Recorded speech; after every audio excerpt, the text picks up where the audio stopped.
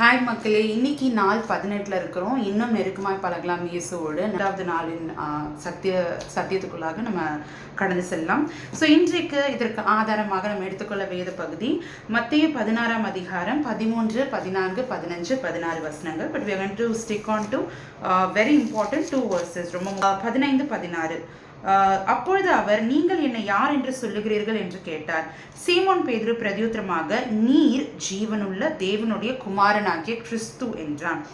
இயேசு அவனை நோக்கி, யோனாவின் குமாரனாகிய சீமோனே, நீ பாக்கியவான், மாம்சமும் இரத்தமும் இதை உனக்கு வெளிப்படுத்தவில்லை, பரலோகத்தில் இருக்கிற என் பிதா இதை உனக்கு வெளிப்படுத்தியிருக்கிறார். ஸோ இந்த சம்பவம் நம்ம எல்லாருக்குமே தெரிஞ்ச ஒரு சம்பவம் தான். ஏசப்பா சீஷர் இடத்துல கேட்குறாரு, ஜனங்கள் என்னை பற்றி என்ன சொல்கிறாங்க அப்படின்னு கேட்கும்போது, சிலர் உங்களை எலியா தீர்க்கதரிசின்றாங்க, சிலர் எரேமியா தீர்க்கதரிசின்றாங்க, சிலர் உங்களை யோவான் ஸ்நானகன் அப்படின்னு சொல்கிறாங்க. அப்படின்னும் போது ஆண்டவர் கேட்குறாரு, அதெல்லாம் விட்டு நீங்கள் என்ன என்னன்னு சொல்கிறீங்க, நீ என்ன என்னன்னு சொல்கிற அப்படின்னு கேட்கும்போது பேதுரு சொல்றாரு, நீர் ஜீவனுள்ள தேவனுடைய குமாரன் அப்படின்றாரு, சன் ஆஃப் காட் அப்படின்னு சொல்றாரு. ஸோ இந்த காரியத்தை சொன்ன உடனே ஏசப்பா சொல்றாரு, இது மாம்சமும் ரத்தமும் இது உனக்கு புரிய வைக்கல, பிதாவே, பரலோகத்தில் இருக்கிற என் பிதாவே உனக்கு இதை வெளிப்படுத்தி இருக்கிறாரு அப்படின்னு சொல்றாரு. அப்போ மாம்சத்திலும் ரத்தத்திலும் இருக்கிற வெளிப்பாட்டுக்கும் பிதாவானவர், அதாவது ஆவியின் ரீதியாக ஆவியானவரின் ஏவுதலினால் நமக்கு வருகிற வெளிப்பாடுக்கும் இருக்கிற வித்தியாசம் என்ன அப்படின்றதான் இன்னைக்கு நம்ம மெயினா பார்க்க போறோம். So knowing God in spirit, இதான் இன்னைக்கான டைட்டில். அதாவது தேவனை ஆவியில அறிந்து கொள்வது, அதுதான் இன்னைக்கு நம்ம பார்க்க போறோம். ஸோ முதலாவது நம்ம இதில் என்ன புரிஞ்சுக்கணும் அப்படின்னா, அன்றைக்கு இருந்த சூழ்நிலைமையில ஒரு கூட்ட ஜனங்கள் ஏசப்பாவை எப்படி பார்த்தாங்க அப்படின்னா, ஒரு தீர்க்கதரிசி வந்திருக்கிறாரு அப்படின்னு பார்த்தாங்க. இன்னொரு கூட்ட ஜனங்கள் என்ன நினைச்சிட்டு இருந்தாங்கன்னா, ஹீஸ் எ ஹீலர், அதாவது இவர் சுகப்படுத்துகிற வைத்தியர் அப்படின்னு நினைச்சாங்க. ஏன்னா நிறைய அற்புதங்கள் அவர் செஞ்சுட்டு இருந்தாரு. இன்னொருத்தவங்க என்ன நினைச்சிட்டு இருந்தாங்கன்னா, அவர் ஒரு ஜீனி மாதிரி, ஒரு மெஜிஷியன் மாதிரி. ஏன்னா 5 அப்பம் 2 மீன் இருக்கு, அது அப்படியே பெருக பண்றாரு, மீனின் வாயிலிருந்து காசு எடுக்கிறாரு, பேதுருவோட வலை கிளியத்தக்கதாக மீன்களை மல்டிப்ளை பண்றாரு. ஸோ இவ்வளோ பெரிய விஷயங்கள்லாம் செய்யறதுனால ஒரு மேஜிக் மேன் மாதிரி சிலர் நினைச்சாங்க. பட் பேதுரு, ஆண்டவருடைய சீஷன் ஆகிய பேதுரு, அவன் ஒரு தெளிவான காரியத்தை சொன்னான், நீங்க தேவன், நீங்க தான் கடவுள் அப்படின்ற அந்த தெளிவு அவனுக்கு இருந்தது. இன்னைக்கு நிறைய பேர் கிறிஸ்தவர்கள் அல்லாதவர்கள், மற்ற மதத்தை சார்ந்தவர்கள் கூட ஏசப்பாவை யாருமே பிடிக்கலன்னு சொல்ல மாட்டாங்க. எல்லாருமே சொல்றது என்ன, ரொம்ப நல்லவர், ரொம்ப அன்பானவர், எல்லாருக்கும் ஹெல்ப் பண்றவர் இப்படின்னு சொல்லி they will have a general opinion. இப்போ கிறிஸ்தவர்கள் எடுத்துக்கிட்டீங்கன்னா, சிலர் அவரை ஒரு வைத்தியரா பார்ப்பாங்க, ஒரு மிராக்கிள் செய்கிறவராய், ஒரு அற்புதம் செய்கிற ஒரு தேவனா பார்ப்பாங்க. சிலர் அவர் ஆசீர்வாதங்களை கொடுக்கிற ஒரு தேவனா பார்ப்பாங்க. பட் இந்த வேதம் என்ன சொல்லுகிறது, உண்மையாகவே தேவன் யார், அவருடைய குணங்கள் என்ன அப்படின்றத நம்ம எப்படிதான் புரிஞ்சுக்க முடியும்? இந்த இடத்துல பேதுருவை பார்த்து ஆண்டவர் சொன்னது போல, இதை யார் உனக்கு வெளிப்படுத்திருக்கிறா, மாம்சமும் ரத்தமும், அதாவது உன்னுடைய சுயத்திலிருந்து, உன்னுடைய மூளையிலிருந்து நீ இதை கத்துக்கல, யார் உனக்கு இதை வெளிப்படுத்திருக்கிறா, பரலோகத்தில் இருக்கிற என் பிதாவே இதை உனக்கு வெளிப்படுத்திருக்கிறது அப்படின்னு சொல்ற. அப்போ அந்த ஆவிக்குரிய காரியங்களை நம்மளுடைய மாம்சத்தோடும் ரத்தத்தோடும், நம்ம ஃபிளஷ்ல இருந்து, நம்மளுடைய சுய அறிவுல இருந்து நம்மளால அதை புரிஞ்சுக்கவே முடியாது. ஸோ எப்படிதான் புரிஞ்சுக்கணும்? அதுக்கு முன்னாடி ஏன் நான் புரிஞ்சுக்கணும்? ஏன்னா நிறைய பேர் சொல்றது, நான் ஆண்டவரை ஏற்றுக்கொண்டேன், நான் ஆண்டவருடைய பிள்ளை, அவர் தான் தெய்வம்னு எனக்கு தெரியும், why should I know him deeply, அவரை பத்தி ரொம்ப தெரிஞ்சுக்க வேண்டிய அவசியம் என்னதாங்க இருக்கு அப்படின்னு சொல்லி நிறைய பேருக்கு ஒரு கேள்வி இருக்கும். அதுக்கு வசனமே நமக்கு பதிலாய் அமைகிறது. யோவான் எழுதின சுவிசேஷம் 17ஆம் அதிகாரம் 3வது வசனம் சொல்லுகிறது, ஒன்றான மெய் தேவனாகிய உம்மையும் நீர் அனுப்பினவராகிய இயேசு கிறிஸ்துவையும் அறிவதே நித்திய ஜீவன். ஸோ அவரை அறிவதுதான் நமக்கான நித்திய ஜீவன். அவரை அறியாம நம்மளால பரலோகத்துக்கு போக முடியாது. அப்போ அதுதான் மிக மிக முக்கியமான ஒரு காரியம். நான் ரட்சிக்கப்பட்டுட்டேன், ஸோ நான் பரலோகத்துக்கு போயிடுவேன்றது கிடையாது. அவரை நாம் அறிந்து கொள்ள வேண்டும். சரியான முறையில் நம்ம அறிந்து கொள்ளல அப்படின்னா ரொம்ப நாளைக்கு நம்மளால டிராவல் பண்ண முடியாது, நம்ம இடறி விழுகிறவர்களா இருப்போம்.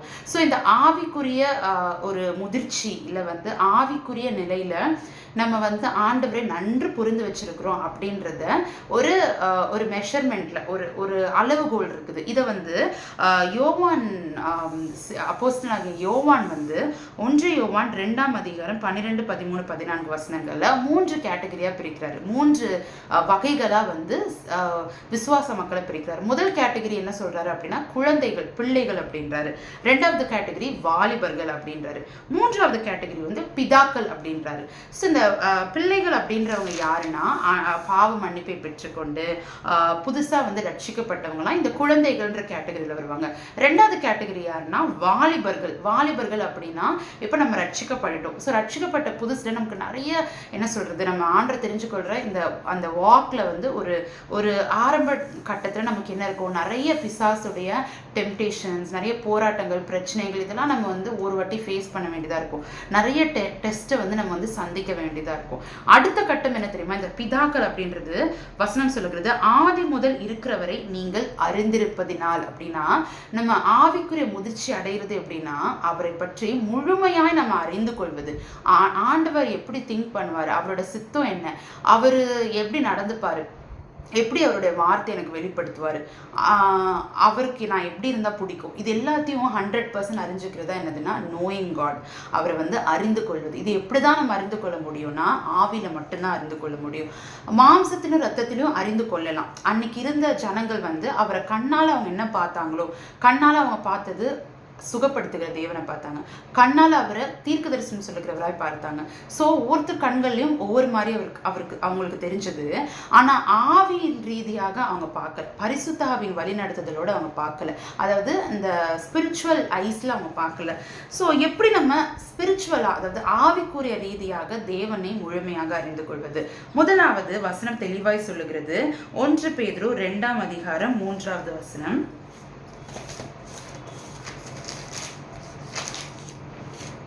நீங்கள் வளரும்படி புதிதாய் பிறந்த குழந்தைகளைப் போல திருவசனமாகிய களங்கமில்லாத ஞானப்பாலின் மேல் வாஞ்சியாருங்கள். அதாவது களங்கமில்லாத ஞானப்பால் என்னது? திருவசனம். இந்த வேதத்தில் இருக்கிற வார்த்தைகள் வந்து அதில் எந்த ஒரு களங்கமுமே கிடையாது. அது ஜீவனுள்ள வார்த்தைகள், இன்றும் ஜீவிக்கிற வார்த்தைகள். இந்த உலகத்தில் வானம், பூமி, சமுத்திரம், மச்சங்கள், இது எல்லாவற்றையும் அவருடைய வார்த்தையினால் அவர் படைத்திருக்கிறார்.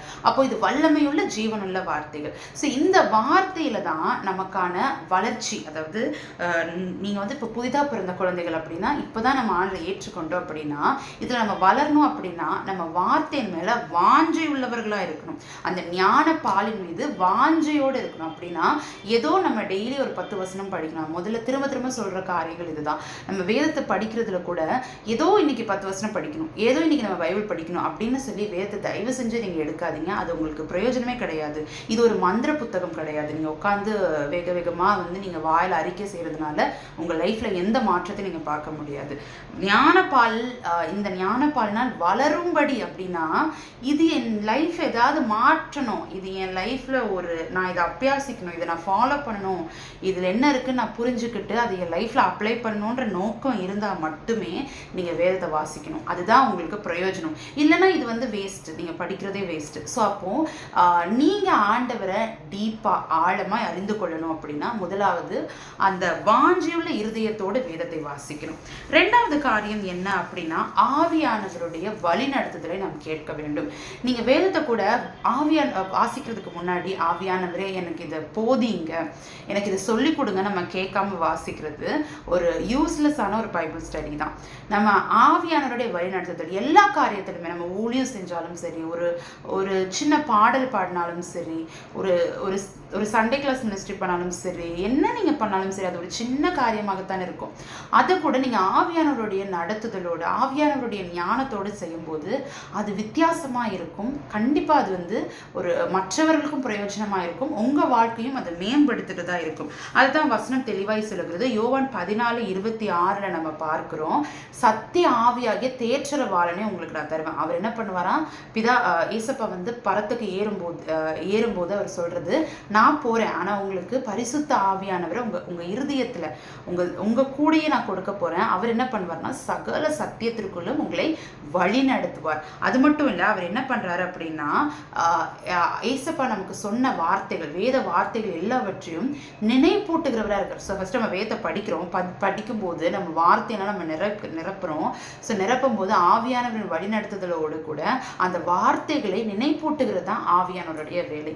ஏற்ற வார்த்தைகள், அந்த சிச்சுவேஷனுக்கு ஏற்ற வார்த்தைகள். நீங்க ஒரு ஊழியம் செய்றீங்கன்னா அதுக்கு ஏற்ற ஞானத்தை ஆவியானவர் கொடுக்கிறாரு, டேலண்ட்டை கொடுக்கிறாரு, கிஃப்ட்ஸை கொடுக்கிறாரு, எல்லாவற்றையும் நேர்த்தியாய் கொடுக்கிறவர் ஆவியானவர். ஸோ நம்முடைய ஊழியமா இருந்தாலும் இருந்தாலும் சரி, நம்மளுடைய குடும்ப வாழ்க்கையாக இருந்தாலும் சரி, அது ஆவியானவரை சார்ந்ததாக இருக்கும்போது அப்போ ஆவியானவர் இல்லாமல், ஆவியானவருடைய துணை இல்லாமல் நம்ம ஏசப்பாவோட சித்தத்தை, ஆண்டவரை பற்றி நம்ம டீப்பாக அறிஞ்சுக்கொள்ள முடியாது, அவரை தெரிந்து கொள்ள முடியாது. ஸோ நம்ம தேறினவர்களாய், அதாவது பிதாக்களை போல, அது எப்படி யோவான் அதை பிரிச்சிருந்தாரு, ஆதி முதல் இருக்கிறவரை நீங்கள் அறிந்திருக்கிறதுனால.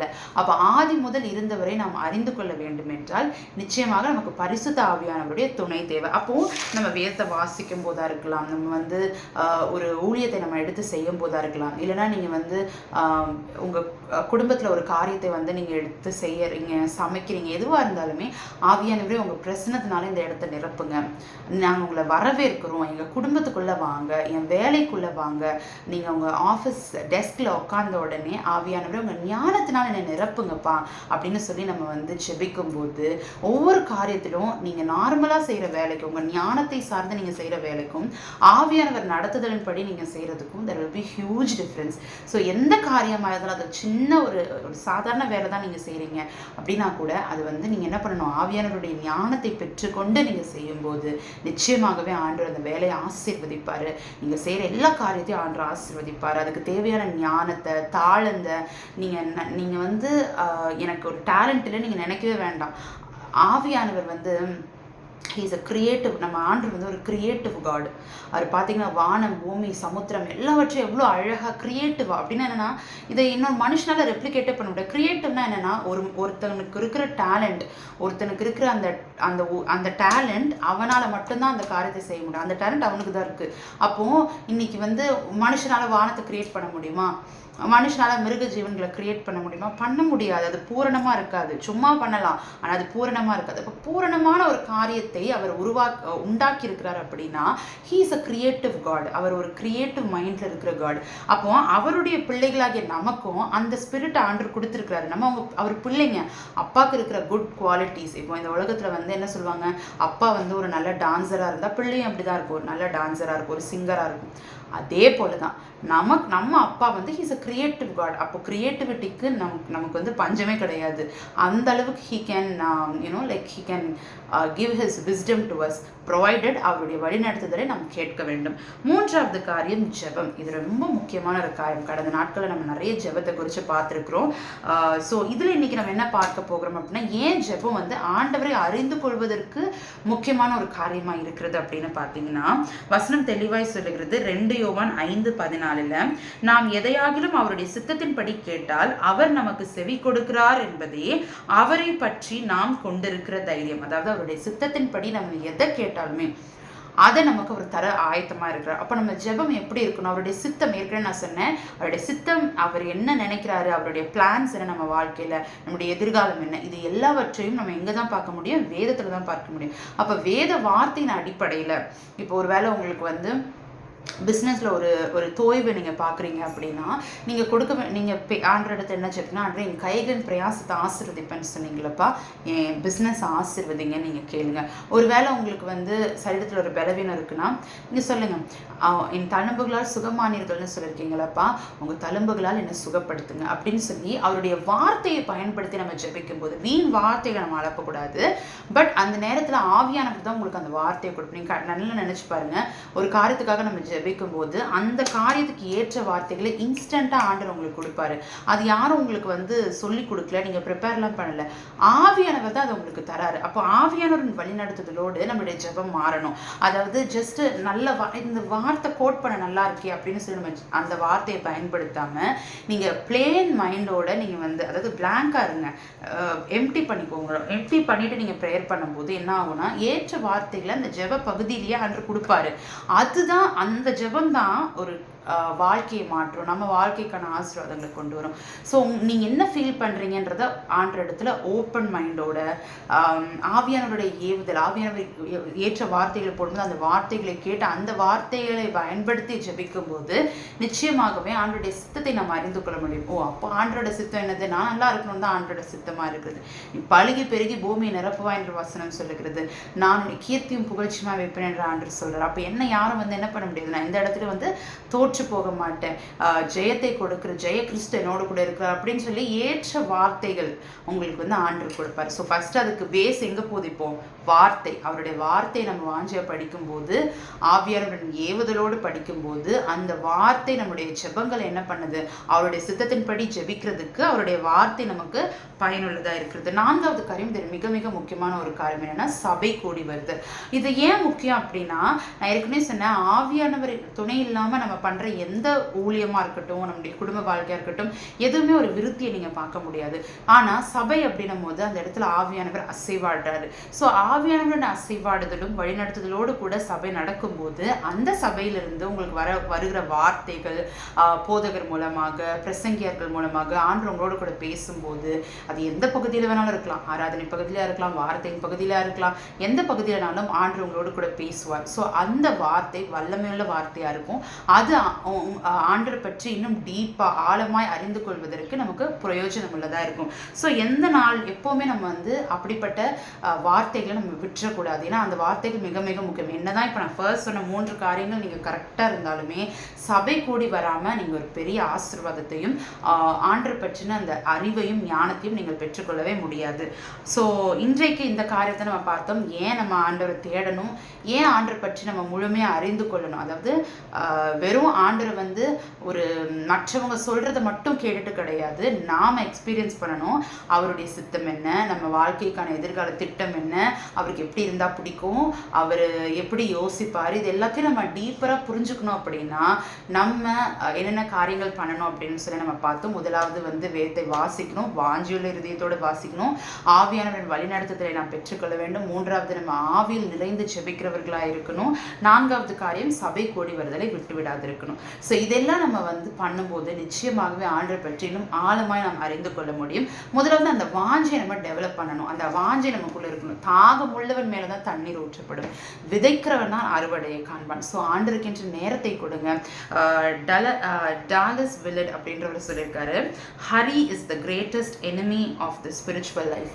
அதாவது ஆவிக்குரிய வாழ்க்கையில அவசரப்படுறது இல்லைன்னா வந்து பிஸியாவே இருக்கிறதுன்றது வந்து ஒரு பெரிய ஒரு தடையா இருக்கு, பெரிய எதிரி நம்மளுடைய ஆவிக்குரிய வாழ்க்கைக்கான வளர்ச்சியை தடுக்கிற ஒரு கல்பிரிட் யாருன்னா நமக்குள்ள இருக்கிற இந்த பிஸி ஸ்பிரிட். அதாவது எனக்கு வேலை இருக்கு, எனக்கு அது இருக்கு, இது இருக்கு, நம்ம ரொம்ப பிஸியாவே இருக்கிறோம், இல்லை எனக்கு டைமே இல்லை நம்ம சொல்றோம் பார்த்தீங்களா. இந்த காரியங்கள் எல்லாமே தான் வந்து நம்மளுடைய ஆவிக்குரிய வளர்ச்சியை அழித்து போடுகிற ஒரு கருவி. ஸோ இதில் நம்ம ரொம்ப ஜாக்கிரதையாக இருக்கணும். ஸோ இதுக்கு முக்கியமான காரியங்கள் இது வந்து இந்த காரியங்கள்லாம் நம்ம செய்யணும்னா முதலாவது நம்ம ப்ரையாரிட்டைஸ் பண்ணணும், முக்கியத்துவப்படுத்தணும். ஆண்டவரை அறிந்து கொள்வது, ஆண்டவரை அறிந்து கொள்கிற காரியத்துக்கு நம்ம நேரத்தில் முக்கியத்துவம் கொடுக்கணும். நம்மளுடைய எல்லாவற்றிலும் நம்ம அவருக்கு வந்து ப்ரையாரிட்டைஸ் பண்ணணும். ஸோ பிஸியாக அப்படின்னா வந்து நம்ம ஃப்ரீயாக இருக்கணுமா, நம்ம வேலையை செய்யக்கூடாது, அப்படி கிடையாது. நம்மளுடைய வேலைகள் மட்டியில் நம்ம ப்ரையாரிட்டைஸ் பண்ணுறது, ஆண்டவருக்குன்ற நேரத்தை கொடுப்பது, எல்லாவற்றிற்கும் நம்ம நேரத்தை கொடுக்கணும். நம்மளால முடிஞ்ச அளவுக்கு. நிறைய பேர் வந்து என்கிட்ட சொல்றது என்னன்னா, நான் ஒர்க் பண்றேன், எனக்கு இவ்வளோ பிஸி ஸ்கெடியூல் இருக்குது அப்படின்னா கண்டிப்பாக ஆண்டவருக்கு நம்ம நேரத்தை கொடுக்கணும். அண்ட் சில வேலைகள் நமக்கு ரொம்பவே வந்து நம்மளுடைய கொஞ்ச நேரம் கூட நம்ம ஃப்ரீயாக இருக்க முடியாத அளவுக்கு வேலைகள் இருக்கும். பட் நான் என்ன யோசிப்பேன்னா, ஆண்டவரோடு கூட நேரம் செலுத்தவே முடியாத அளவுக்கு இருக்கிற வேலைகளை நம்ம தவிர்த்துக்கலாம். ஏன்னா கண்டிப்பாக நீங்கள் அந்த மாதிரி காரியங்கள், அதாவது நான் இந்த விஷயத்தை நான் ஆண்டரோடு கூட இருக்கிற நேரங்களை சாக்ரிஃபைஸ் பண்ணாதான் நான் இதை சம்பாதிக்க முடியும்னு கிடையாது. நம்ம ஆண்டருக்கு முக்கியத்துவம் கொடுக்கும்போது, முதலாவது தேவனுடைய ராஜ்யத்துக்கும் அவரோட நீதிக்கும் நம்ம முக்கியத்துவம் கொடுக்கும்போது, நீங்கள் செஞ்சிட்ருக்கிற அந்த கொஞ்சம் வேலைகள், அதாவது schedule your self, set boundaries. நான் இதுதான் எனக்கு முக்கியம். ஸோ எல்லாத்துக்கும் எஸ் சொல்லாதீங்க, எல்லாருக்கும் நீங்கள் அவைலபிளாக இருக்கணும்னு அவசியம் கிடையாது. ஆண்டவருக்கு முக்கியத்துவம் கொடுங்க. மற்ற காரியங்களுக்கு கொடுக்க வேண்டிய இம்பார்ட்டன்ஸை காட்டிலும் ஆண்டோடைய காரியங்களுக்கு அதிகமான முக்கியத்துவத்தை கொடுங்க. அதுக்கான அறுவடையை இம்மையிலும் மறுமையிலும் நீங்கள் நிச்சயமாக பார்ப்பீங்க. ஸோ இதோட இந்த டே 18 வீடியோ வந்து கம்ப்ளீட் ஆகுது. ஸோ இன்றைக்கு நம்ம பார்த்துருக்க காரியம் தேவனை ஆழமாய் அறிந்து கொள்வது. ஸோ நம்ம எல்லாருக்கும் ஆண்டவர் அந்த பலனை தரணும். ஆவியானவரின் வழிநடத்துதலோடு நம்ம ஆண்டவரை வந்து ரொம்ப டீப்பாக ஆழமாய் நெருக்கமாய் அறிந்து கொள்ளணும். நமக்குள்ளே இருக்கிற தவறான நம்பிக்கைகள், ஆண்டவரை குறித்து இருக்கிற தவறான நம்பிக்கைகள் எல்லாம் இயேசுவின் நாமத்தில் அது மறையட்டும். நம்ம வேதத்தின்படி ஆண்டவரை சரியாய் புரிந்து கொள்வோம். கர்த்தர் தாமே இந்த வார்த்தை ஆசீர்வதிப்பாராக. God bless you all.